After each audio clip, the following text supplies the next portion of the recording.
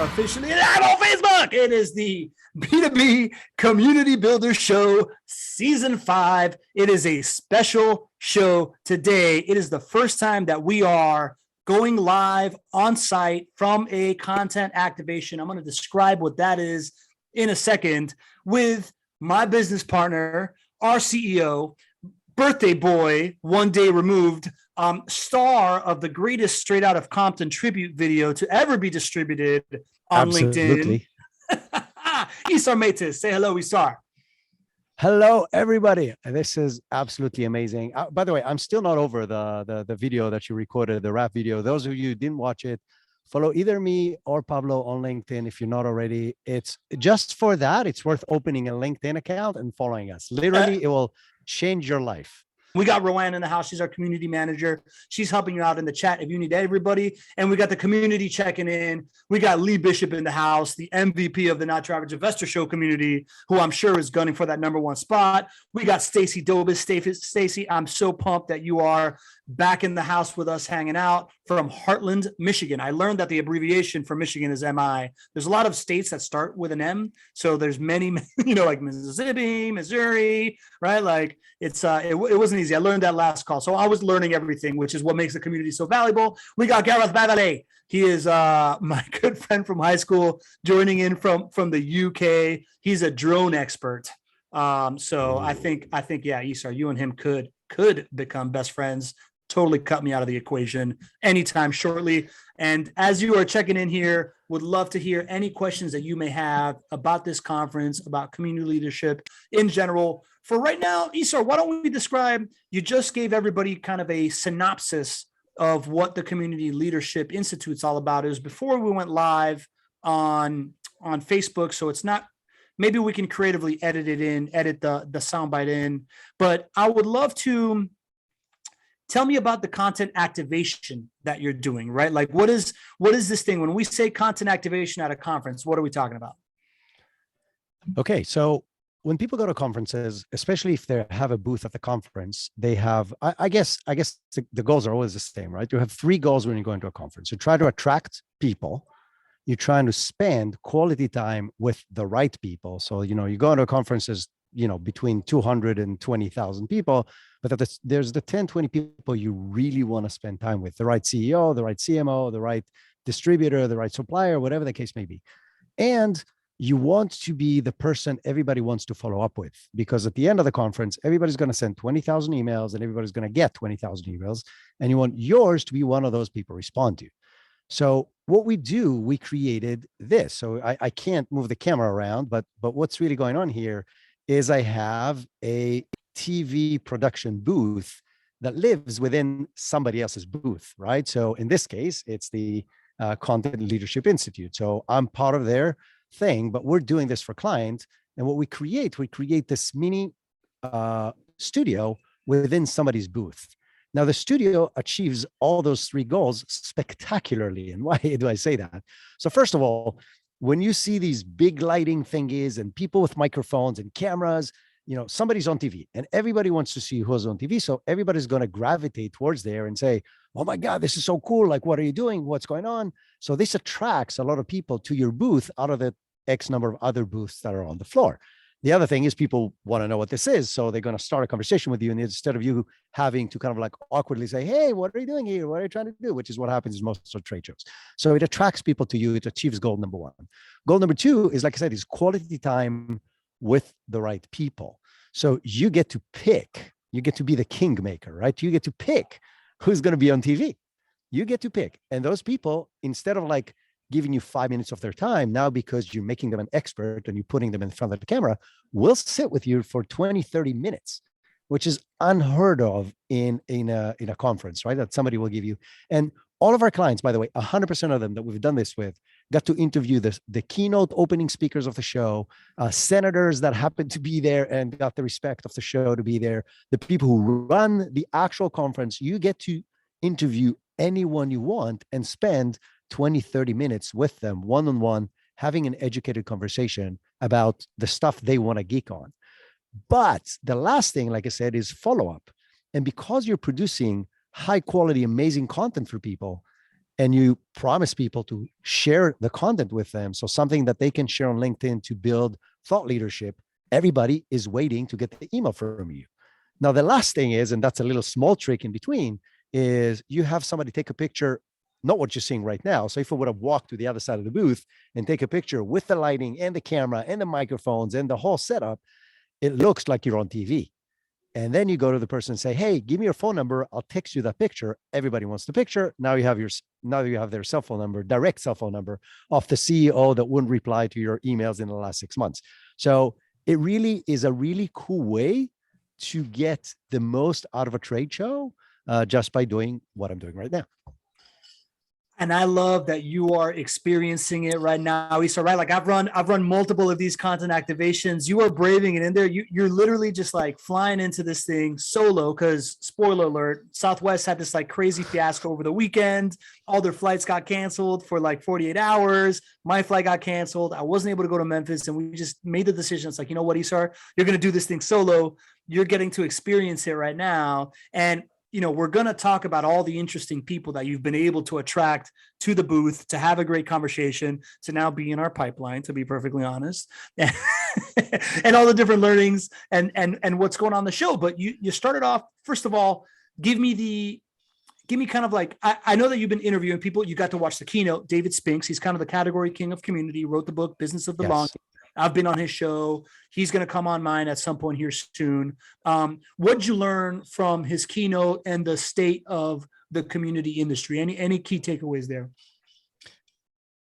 A lot of interesting stuff. So first of all, the industry is evolving very, very fast. So the idea behind community as part of a business has been around for decades, right? Companies has been developing communities for a very, very long time, but it wasn't a hype thing. Really, the hype started, and I think the first communities, quote unquote, that did that was more the training industry. So if you were teaching professionals on how to, be an accountant, so there was like a quote unquote community for continuous learning that once you paid for the course, you can be in there, you can get additional education and so on. So that's been around forever. But the buzz in the last few years have been growing faster and faster, really driven by the tech industry. So most of the bigger players in the world, like I mentioned before, have these huge conferences where their followers, their community gets together with crazy, rock shows and concerts and parties and everything. But it's really a community of people who feel a part of the journey of the company. And what's happening in the past few years is there's this convergence of the need for that on how to get away from the endless amount of noise in marketing, in any other marketing channel. If you have your own community, then it's your community, then the rest of the noise doesn't matter. So that's one thing. The other is technology on how can you make this happen? How can you bring the community together? How can they communicate? And anything from the, everybody getting used to using Zoom or any other digital communication platform through the born of, the things like Discord and like, what's the other thing? The voice chat rooms. There was a big hype last year. Clubhouse. So these kind of things from a tech perspective became common and available and cheap that everybody can use. And so everything is coming together. And what's happening really in the last 2-3 years is there's a lot of companies who are building technologies specifically to manage and drive communities, which before people kind of like daisy chained and rigged stuff on their own to try to make this work. And now there's technologies out there to run and manage different kinds of communities.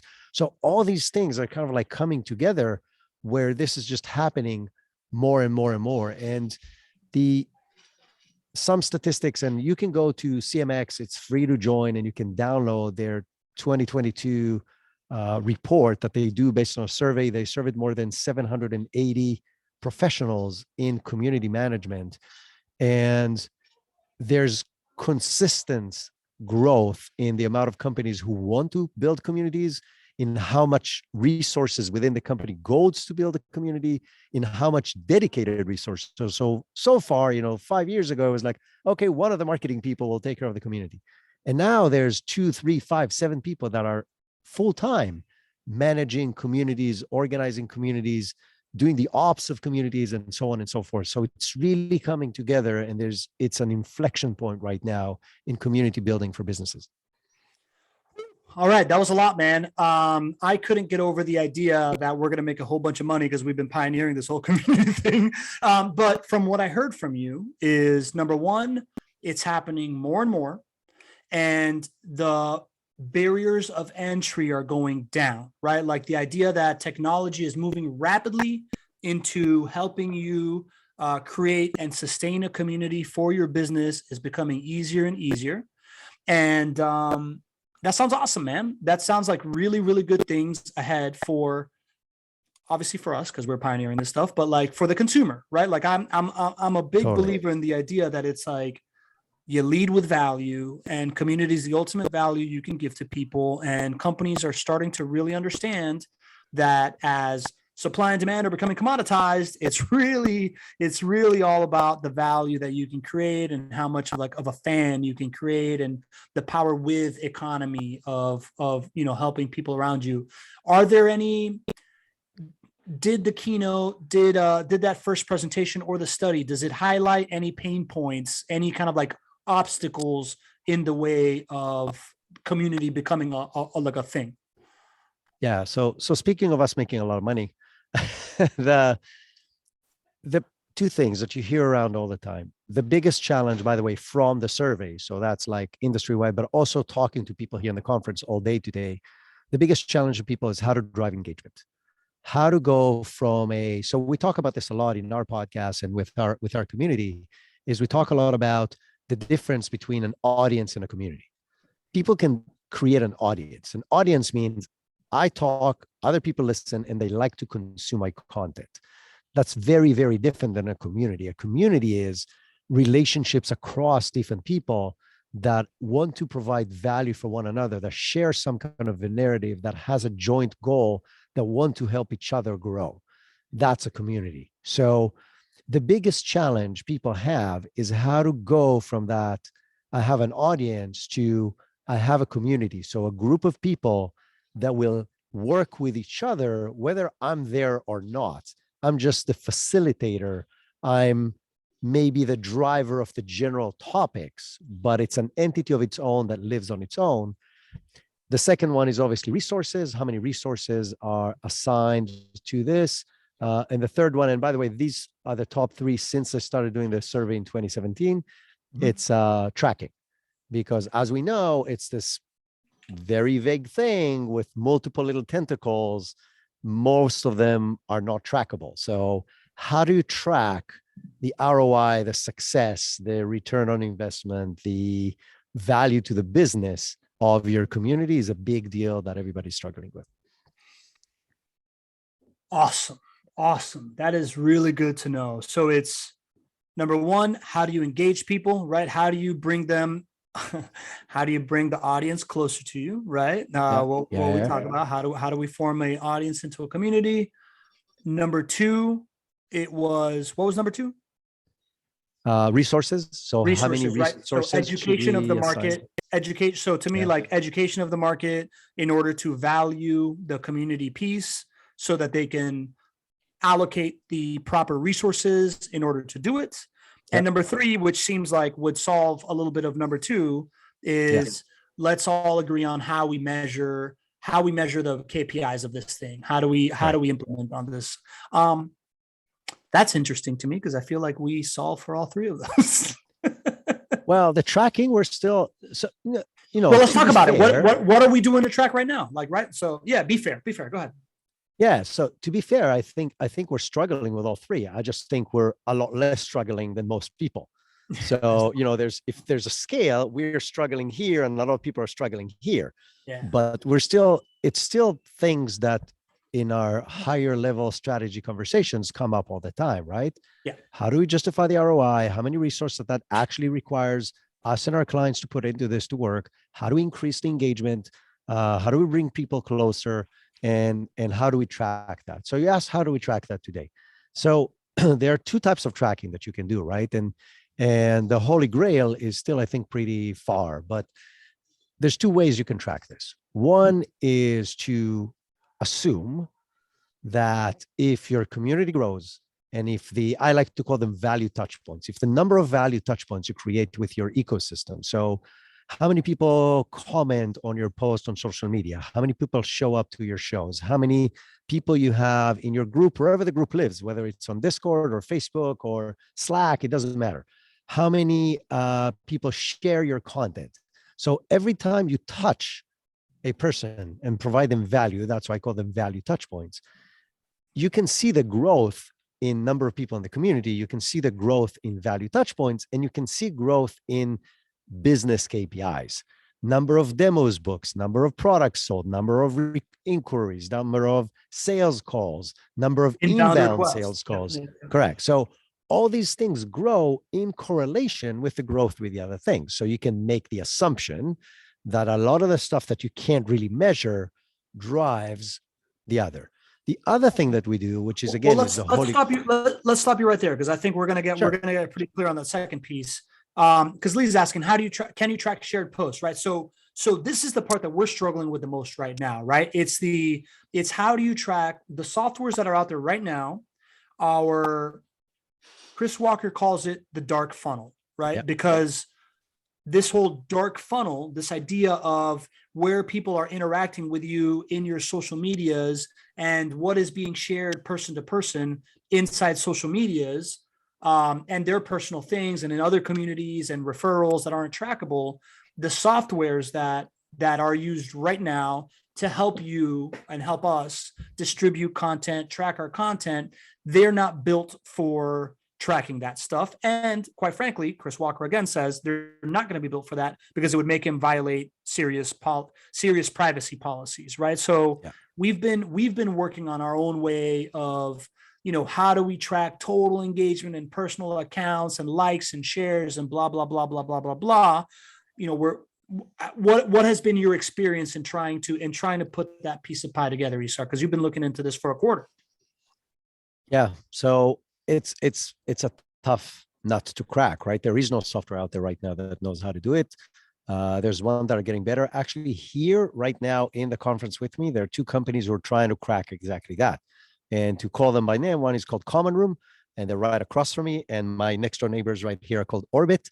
And that's what they do. They're trying to put a software together that will know how to collect all the cookie crumbs and make a cookie out of it. So,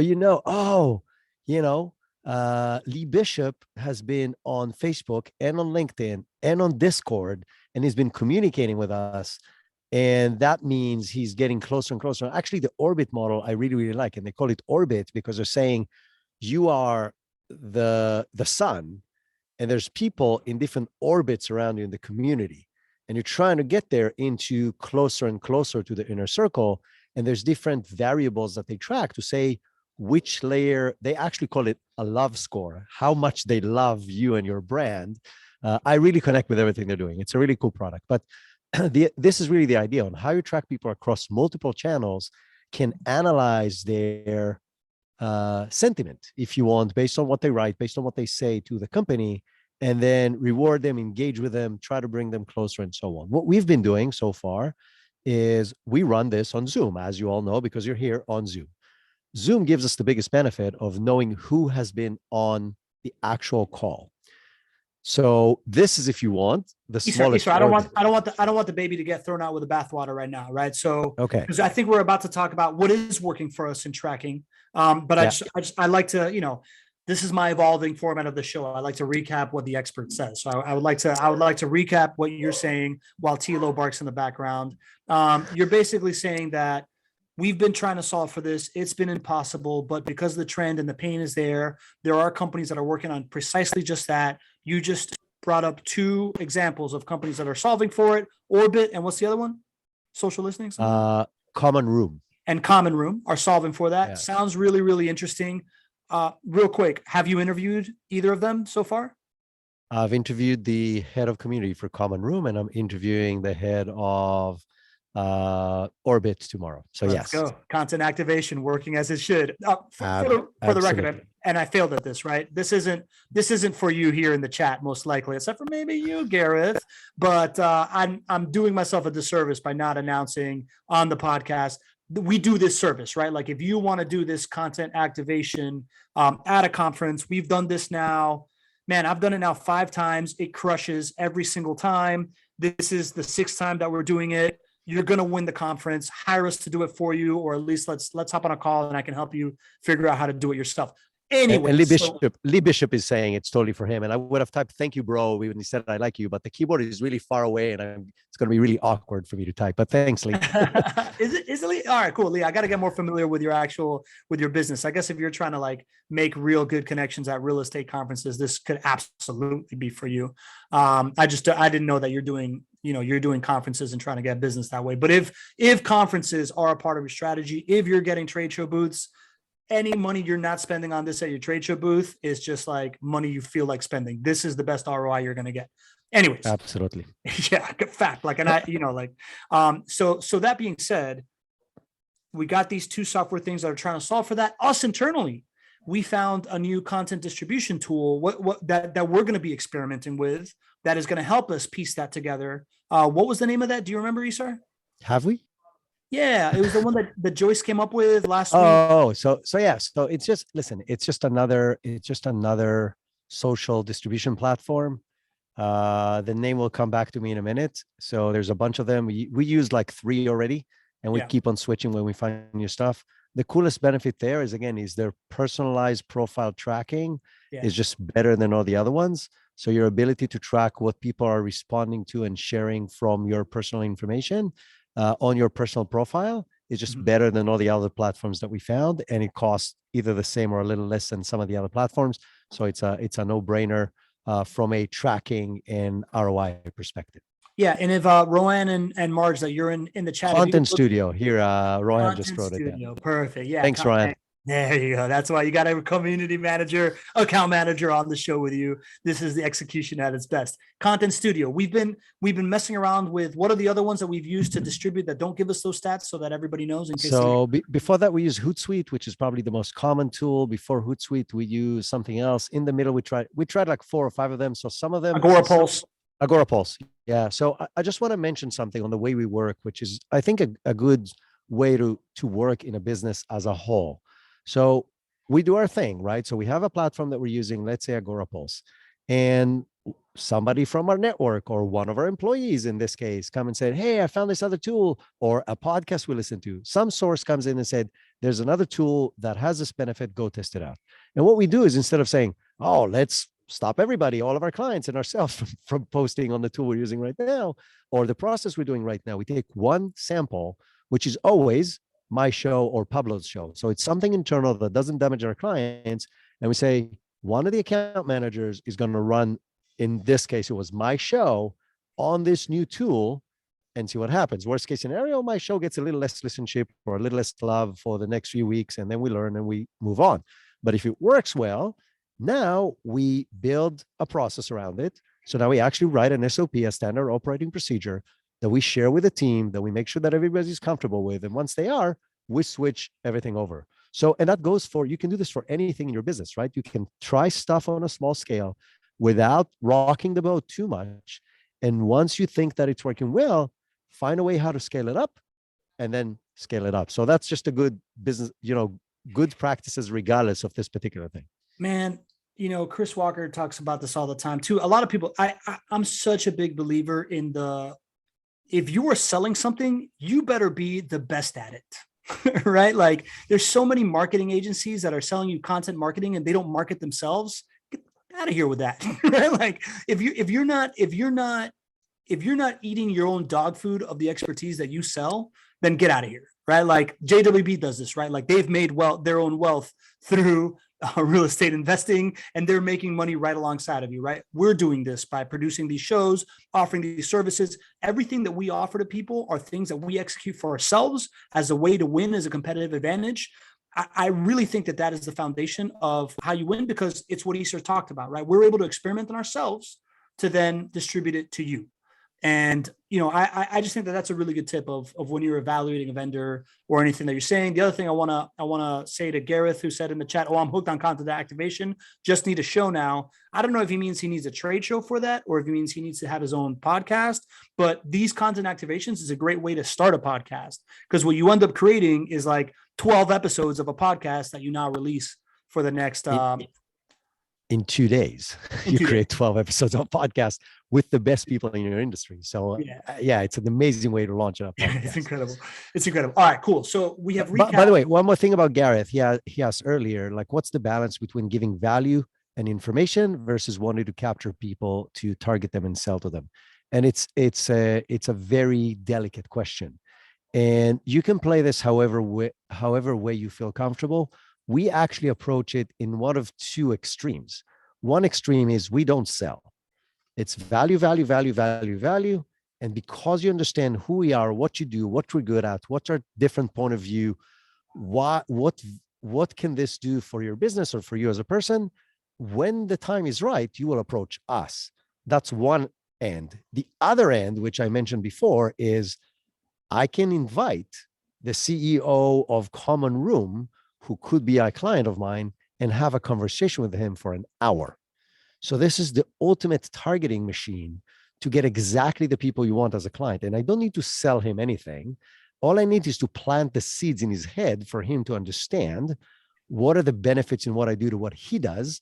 And because he's a smart entrepreneur, he will understand, even though I don't have to sell him anything. And what happens is, and I think the first person I heard say that is, I'm trying to think. But anyways, the saying was, the magic happens when you turn off the mic, right? So when the interview is over and you turn off the microphone, it's like, so explain to me exactly what you do. And then you come back with, okay, this is what we do. And then you plan the demo, and then you get together, and then it all starts. But that initial relationship building exercise of letting the other person geek out on something they want to geek out on and making them look like a superstar is the best way to make a good first impression. Very well said. I'm glad you caught that. Isar, you're clearly a pro. I'm just playing show host out here. I've learned from the best, bro. I've learned from the best. Yeah, that's a really good point, man. To me, the show itself, the engagement itself, the way that you draw the balance between sales and not sales, it's like, this is the round of golf you wanted to take with somebody. You wanted to build a relationship. Exactly. You want them to get to know you. You want them to be comfortable with you. You want to figure out what their priorities are, what they're struggling with, what their business is all about.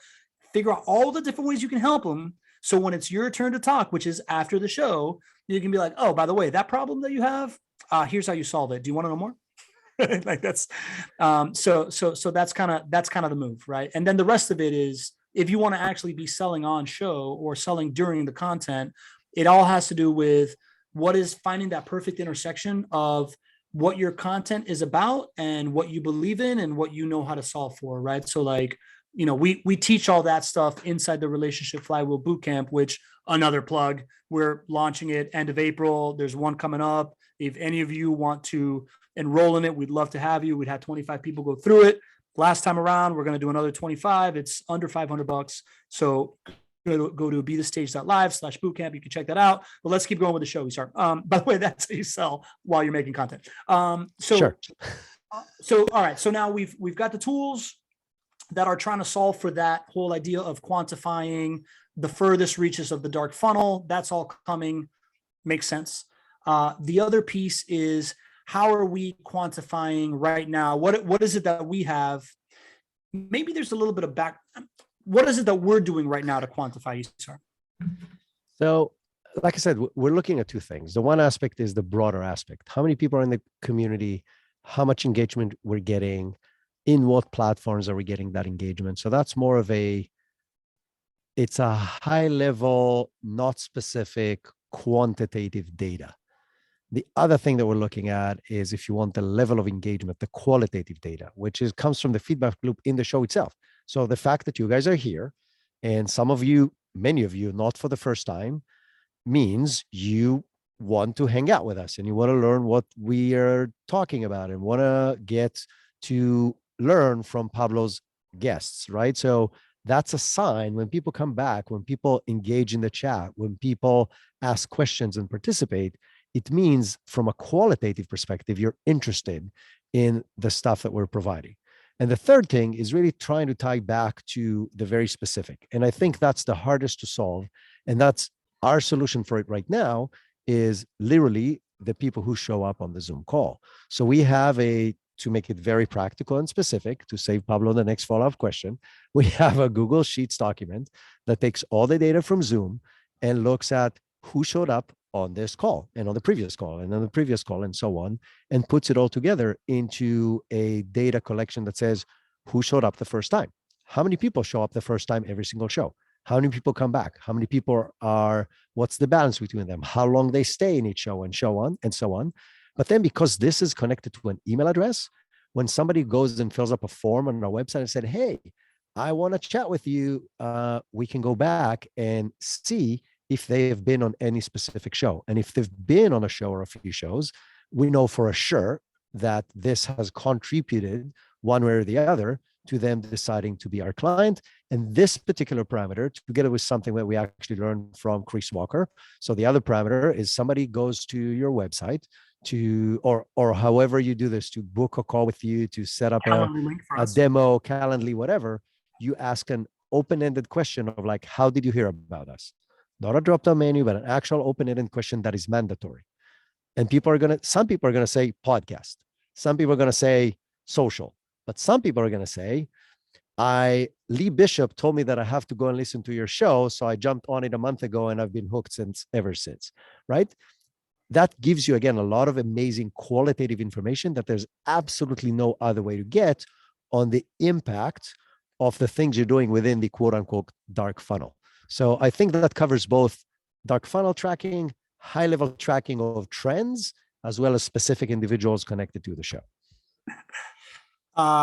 Really well put, man. I'm going to add a little bit more context to that in the sense that right now, when it's fully working, right? And actually, let's put more context around it right now, right? So we're talking about this idea of how you track this. Our execution of this, let's be frank, is pretty young, right? Like we talk about that this starts paying off and really starts bringing in clients around month 6, but you start feeling the qualitative feedback early on. Right now, our qualitative feedback is look at who is in this chat right now, right? Like who is at the show right now tells me a lot. One person is Lee Bishop, who has found us because our biggest client, our biggest success story, he's a super consumer of theirs. We've become close friends as a result. And now that Lee is building his real estate empire on his own, he's paying a little bit more attention on what we are doing internally ourselves, not just for JWB. Another person is Gareth Beverly, right? Like he is an old friend of mine from high school that recently has taken over as managing director for his drone consulting company. And if I didn't have this show, right? Like we reconnected online about a year ago. If I didn't, and then we've been reconnecting now that he reached out to me for a little bit of advice because he sees me online all the time and he sees me putting stuff out. He made it very obvious that he's been paying attention to what I'm saying because he regurgitated back my own language, which I was incredibly flattered and really, really impressed by. Thank you, Gareth.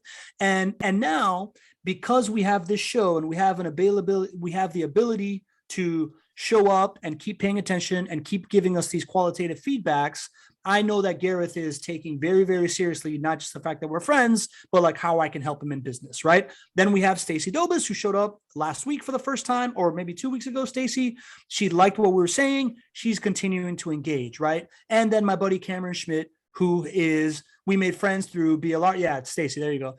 2 weeks ago. So we made friends through the BYLR group. You know, like we've, he's a friend of mine. He's interested in community creation. He gets to be here and continue to learn, right? So we're seeing qualitative feedback signals right now that what we're seeing is starting to attract regulars to show up. This show in particular, we didn't do any extra promotion because I had no idea whether Isar was going to be able to pull this off and go live with me and go behind the scenes. So we weren't sure what I could promise, except for the idea that we were going to be behind the scenes at this thing. Originally, it was going to be me there, right? Until, thanks, Southwest. But not, whatever. I don't want to crap on Southwest. Yeah, Pablo was supposed to be right here. Yeah. Yeah, correct. But we figured out how to do it. So that what that means is that the 5 of y'all that just showed up are engaged with us, paying attention to what we're doing in our email list and different things, right? Another qualitative feedback symbol that we're really growing this community. What I would love to do is, we're going to start off offering our office hours of where we're like giving advice and not just having a show open to the public. Right now, it's only open to Relationship Flywheel bootcamp people. So if you don't sign up for that, you can't be a part of it, but we're going to start opening that up to the public. That's going to be another feedback loop. But the beauty of it is that we're right here in the trenches, eye to eye, knowing whether the invite to the show, how many people are showing up. So is the subject worthy? Is the audience growing? When we don't like really promote like a hook point, are people becoming regulars and just showing up and listening to that stuff? Are the types of people inside the audience the types of people that are potential clients or not? And it's fine either way. It's just like really understanding who you're speaking to that allows you to continue to refine your business and build a community even better, right? So and then that is kind of what's happening with us, right? Which I think is really, really cool. And second, yeah, thanks. This is so great. Now it's amazing. So I want to say something about the difference between an audience and a community, right? Yeah. The biggest difference is when people from the community rise up and help other people in the community, right? So, and I'm literally, like I told you, the keyboard is really far and Pablo is like, I can barely reach that. Yeah. So what's happening is Lee Bishop is asking, is there a website for the bootcamp? And Gareth said, Ron posted it. And then Cameron reposted it.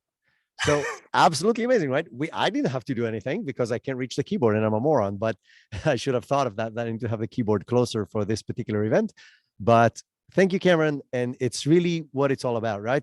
You just saw in live what's the difference between a community and an audience. So thank you, everyone. Yeah, thank you. This is incredible. This is amazing. So, that is exactly where we're at. Now let's contrast that with the idea. Stacy puts, your community has your back, no keyboard needed. I love this. This is amazing. So let's contrast, our signals, right? We just launched this thing 3 months ago. We tell people that this is the type of stuff that happens. Actually, yeah, 3 months. This is the type of stuff that happens within 3 months. Within 6 months, you actually start getting revenue. Our most mature case study of this motion as a community building is JWB. It's the Not Your Average Investor Show. It's the reason why I freaking love Lee Bishop, right? He's the MVP of that community. And that's how we've become friends. How we track for them is totally different, right? You want to tell them how we track for them, Isar? So it's not totally different, but it's a mix. It's a different mix, right? So we track it the same way. The results are totally different. The results are totally different. Yeah. I think they're totally different just because of the timeline, right? We started with them 2 years and a quarter. Mature. We started for us a quarter. Yeah. So in 2 years, hopefully we'll make $60 million off this as well. But no, the biggest thing, and it was actually, what I'm going to share, and I'm being very, very open here. So we had these conversations with JWB for a while, like, how do we track this? Like, how do we go from, we feel this is amazing, we love people like Lee Bishop, and there's a whole list of amazing people that are regulars of the show that show up and get together and really enjoy this and support each other in the journey. But we said, okay, but what's the hard numbers? Like, what can we be 100% certain of? Not speculate, not think, not warm and fuzzy. What can we put on an Excel file? And that was really the connection between people who booked sales calls and people who actually bought from JWB, connected to people who has been on the show in the last X number of days. And for JWB, it's 30 days, which is a very, very short. So again, the conversation was, no, let's make it 90 days. Like, no. So we said 90 days. They said 30 days. They're the client. They won. We went with 30 days. And to be honest, we didn't know, right? We said, we have data from 2 years. Let's go and check. Yeah. And let's add a little bit of context here. We're talking about, they're selling homes, sight unseen. Yes. They're selling $200,000 homes. And we are being held responsible to, well, you're about to say it, but I just wanted to say what the actual product is. It is homes that we're selling, and the window of time is 30 days based on the metric of Yeah. So how many people booked a call and has been on at least one show in the past 30 days? By the way, returning customers, so the Lee Bishops of the world, do not count, which is sad, but they do not count. So, and even then, the results are absolutely mind-blowing. So the percentage of people that convert from going on the show to becoming clients is ridiculously high. And because it's that, we're basically all know, including, Greg and everybody else in JWB, we know the impact is bigger because we know some people do not join the show. We know some people listen to the podcast. We know some people just watch it on Facebook. They never actually visit the show. But even just the people who's been on the show for the last 30 days is a big percentage of the people who actually end up buying from JWB. So why? Because at the end of the day, the higher the stake is. So in this case, Pablo said, you need to, separate from $250,000 to buy a house you will most likely never see. That requires a very high level of trust. And that is true in B2B as well, right? If you want to buy staplers for your business, well, it's a pretty low risk and you're going to go somewhere and go buy staplers. If you're going to buy the software that you're going to use to run your CRM, that's a big deal. If you want to pick the company that's going to do the marketing for you, that's a big deal. So the higher the stake is, the higher the level of trust you need to have with the people and with the company that you're going to do business with. And literally, this is what we provide. We enable people to build trust and build relationships at scale. So when the time comes for people to make that move, when people saying, okay, I know I need this software, I've done my research, I've talked to people, I've looked at, who am I going to go to? And they're going to go to the people they trust the most. And if you can be that trusted advisor because you've been advising them on that topic for the last year and a half, they're going to go to you. Let me walk you back. Yes, agreed. Right, like that's the whole value. You gotta stop me, bro. I can do this for the next 2 hours. You're going straight into pitch mode. I wanted to walk you back a little bit. So again, going back to what we're trying to solve for is like once the community is really, really mature, what we're tracking to is within X number of days from engagement with the actual community activity. For us, that community activity is live show. For JWB, it is 30 days within 30 days of being an attendee on a show or a guest on a show, how many homes have been purchased. And then everything else we assume that we affect, with the social media and everything else, we just assume that the rest is like a positive buoyant force.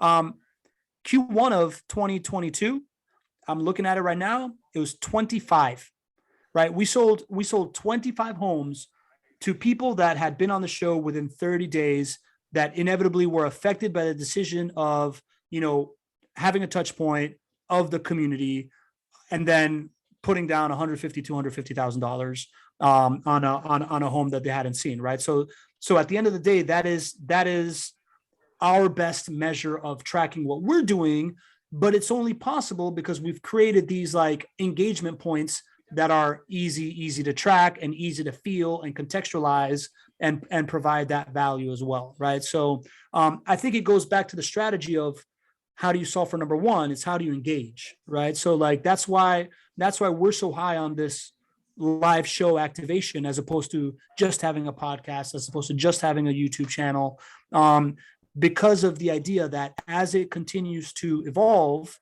right? Like you're solving for problem number one. How do we engage with people? Easy way to engage is offer them somewhere to show up to once a week where they're going to be educated, entertained, and inspired, and they're going to get to talk to some folks, like that are going to be awesome in their life, right? Like I have no doubt in my mind that Gareth and Lee can be friends. Not to mention Gareth, Lee, and you can be friends, right? Stacy, I don't know if you're a total tech nerd, but you belong in that conversation if that's what you are. I'm not. I'm more of a right?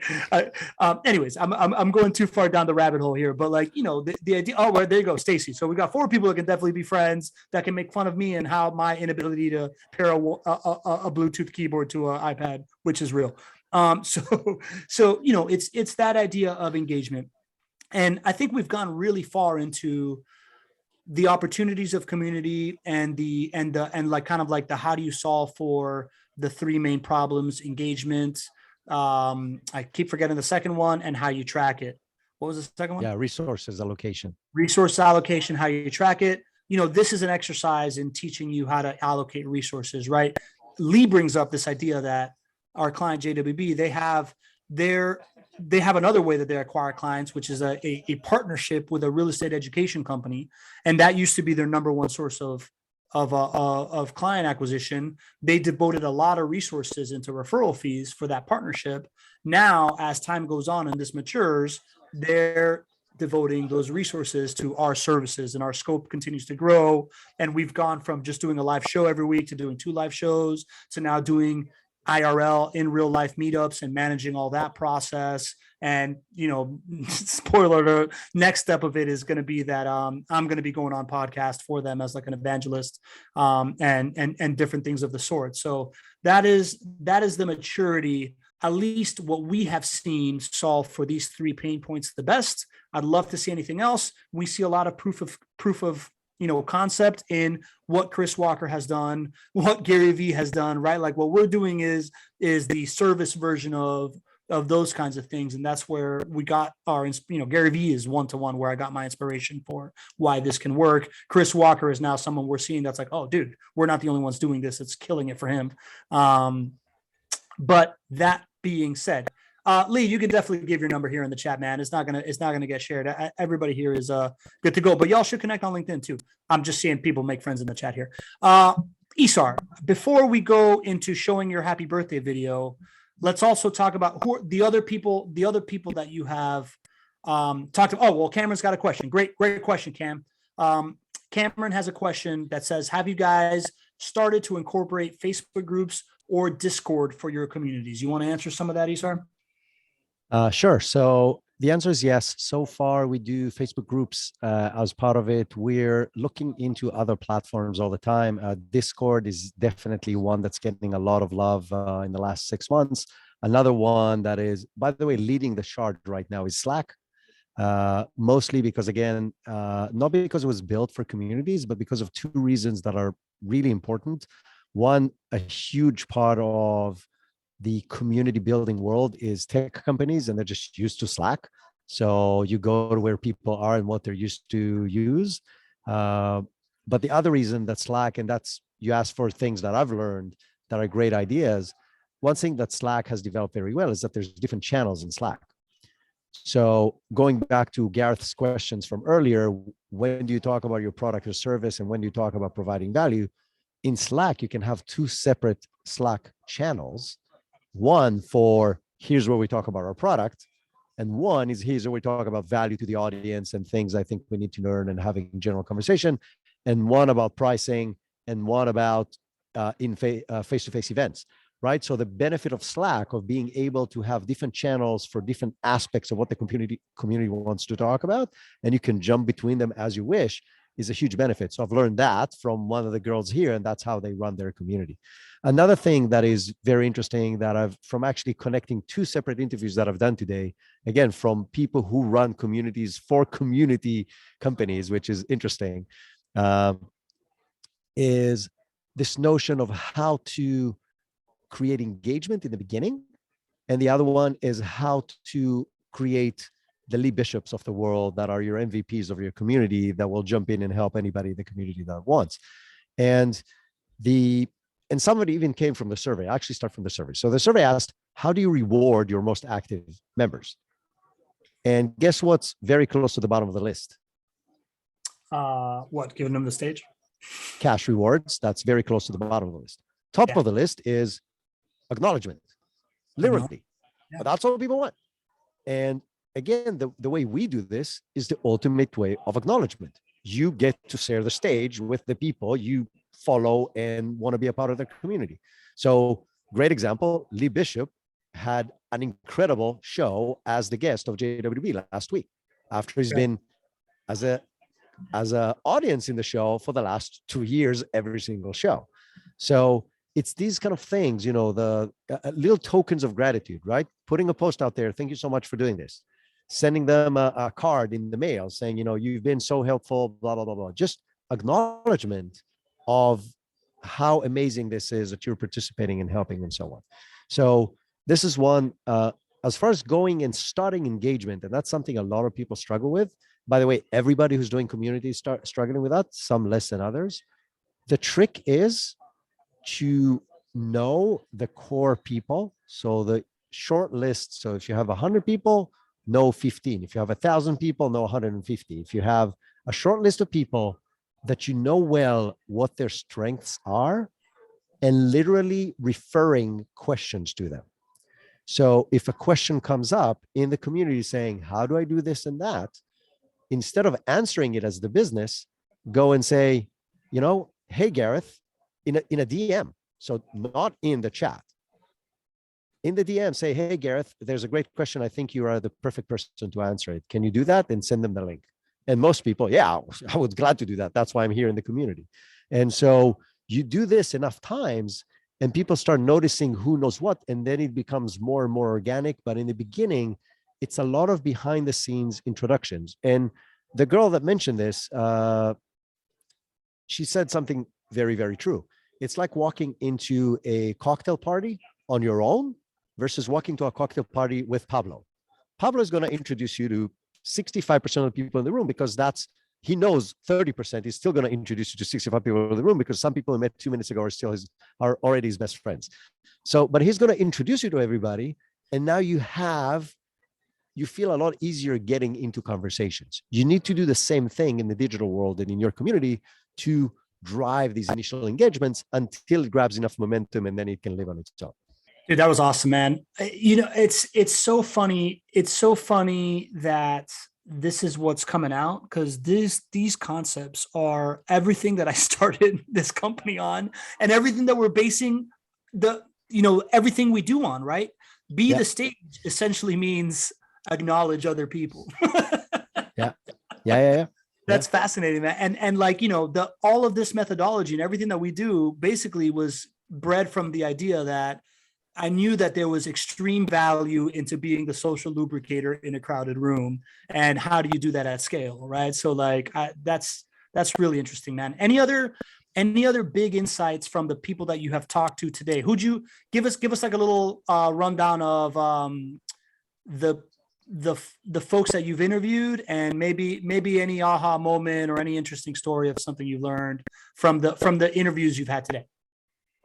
So first of all, I got to show you what's going on here. It's actually really cool. So you guys kind of understand. I don't know if all my cables will allow me. I really want to turn this thing around. Narrate. Yeah. So there's like the afternoon keynote is done. And now there's like a swarm of people here. And a lot of people kind of looking to see what the hell am I doing? Because I don't look like the other booths. I don't look like I'm selling something. I just look like I'm on TV. So I feel like a monkey in a cage and people want to feed me peanuts right now. But so you asked any interesting takes. I think the biggest take is what I shared in the beginning, that there's a lot of shared issues with running communities. But that being said, because there's a growing group of people who practice that, there are more and more resources, more and more knowledge, more and more tech that's coming to help solve this. And if we look at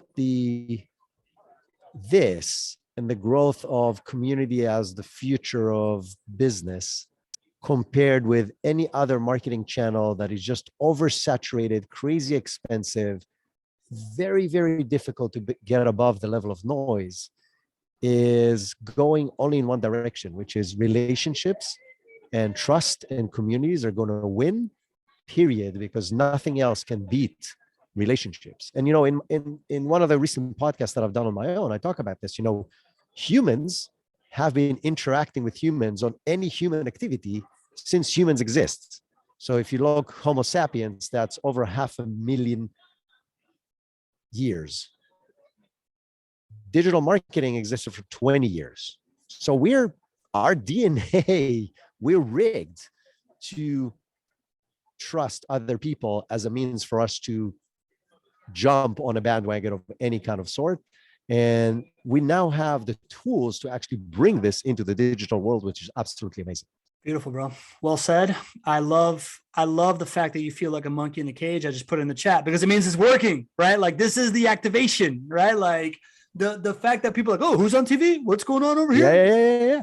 Stacy's saying, don't forget the rap video. Stacy, it's coming. It's coming. It's coming next. I just want to put a nice little bow tie on this thing and